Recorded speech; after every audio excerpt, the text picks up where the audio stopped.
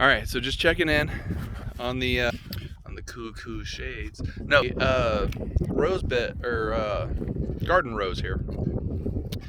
So in the last video, I told you how we took the tractor, the old Ford 2000, and the digger, and dug it all up and bladed it and mixed in horse manure and all this good stuff. So we're trying to figure out irrigation. I originally planned for the setup you have here, but then I thought, because we have to work off of this main line, which actually feeds the house as well, so we're tying off in the high pressure before we get the PRV that reduces the pressure to the house for the appliances, so we can get more output for the sprinklers. I originally planned it this way, and I'll explain in a second. We tried to change it up and just do straight rows all the way down. It's about 10, 20, 30, 40, 50, 60, 70, 80, 90. It's about 130 feet. Each of these posts here are 10 feet down to the end, and there's the corner. So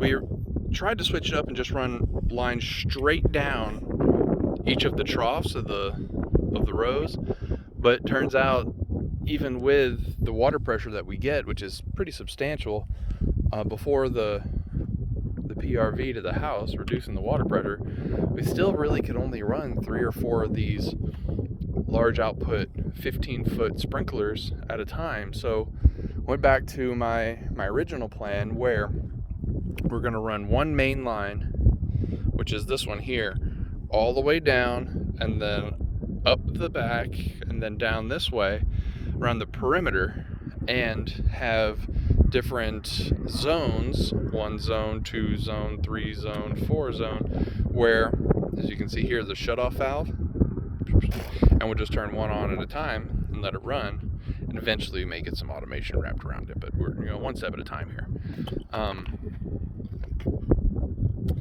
Yeah, so that's what we're thinking. And I did this, I put a little section of flex line here at the back end.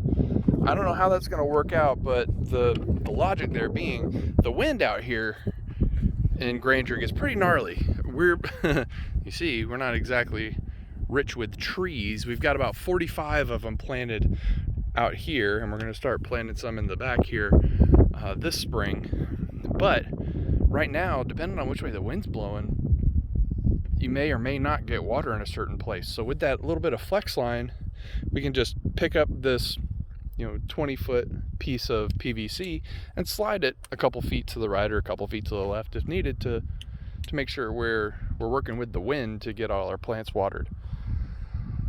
So I just wanted to give you an idea, or talk through the way I was thinking about it. And yeah, I'll check back in once we got it up and running, and we'll see how it works. Ellis, say bye.